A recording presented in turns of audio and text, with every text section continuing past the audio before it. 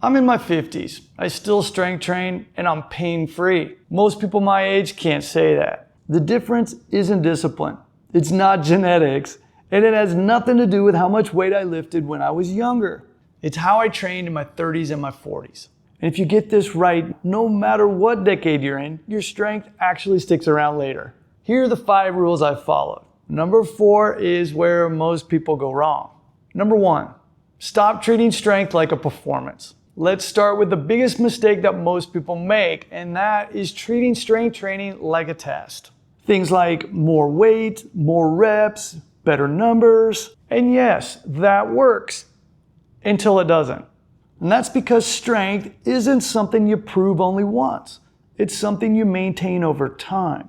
If your training only works on good days, like when you're fresh, motivated, and pain-free, it won't hold up in real life. Strength that lasts is built on control, not hype.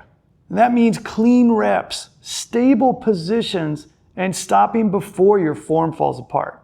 If you want strength that carries from one decade to the next, you need reps that teach your body to trust itself. And that's where number 2 comes into play, and it's something that a lot of programs tend to gloss over. Number 2, train through full owned ranges. Most strength training lives in partial ranges. Half squats, things like presses that never change depth, and pulling patterns that stop where things feel easy. Now, these aren't bad movements. The issue is that your body adapts to exactly what you use and don't use.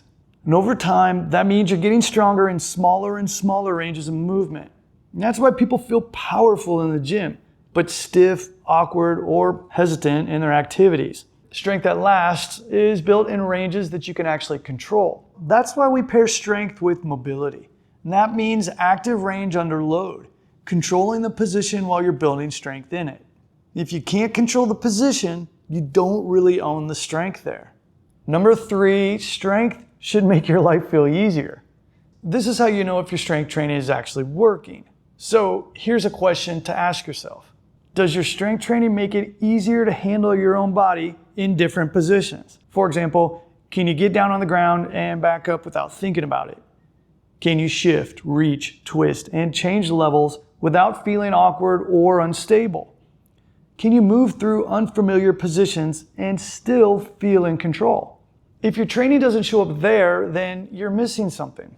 That's why we emphasize strength across different positions, pushes and pulls in multiple directions, and smooth transitions between movements. And this is exactly the kind of work we build into elements and integral strength. It's not just about getting stronger in one position. It's being able to use that strength whenever you need it.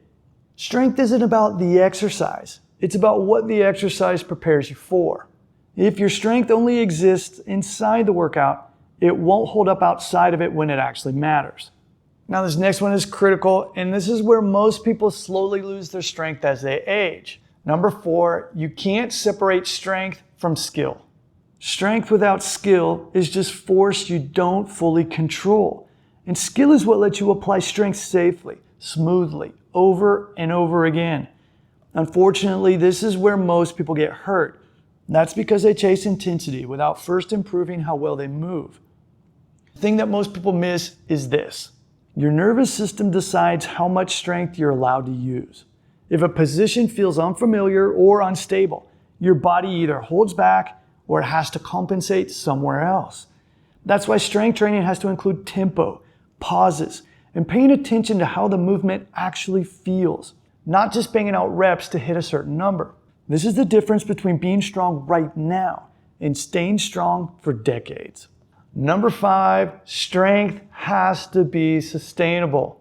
And number 5 is what determines whether any of this actually lasts. The best strength program in the world doesn't matter if you can't stick with it. So, if it beats you up, if it requires perfect weeks, if it ignores how you actually feel day to day, it's not gonna last. Strength that lasts is trained with adjustment, not stubbornness. Some days you push, some days you maintain. Some days you back off just enough to keep momentum. And that's how you train year after year instead of cycling between progress and injury. And this is how we approach strength training in all of our programs. Not as a test, as a long-term practice. All right, so here's the takeaway. If you want strength that holds up no matter what decade you're in, first off, train with control. Then use full ranges of motion, build strength that shows up in real life, and treat strength as a skill, and finally, make sustainability non-negotiable. No matter what decade you're in, if you start training this way now, your future self will thank you for it. Now, to help you out, I put a few strength training articles in the description below, along with links to our integral strength and elements programs where we put all of this into practice. And if you want to see why most people's strength training actually makes them weaker, then watch this next video.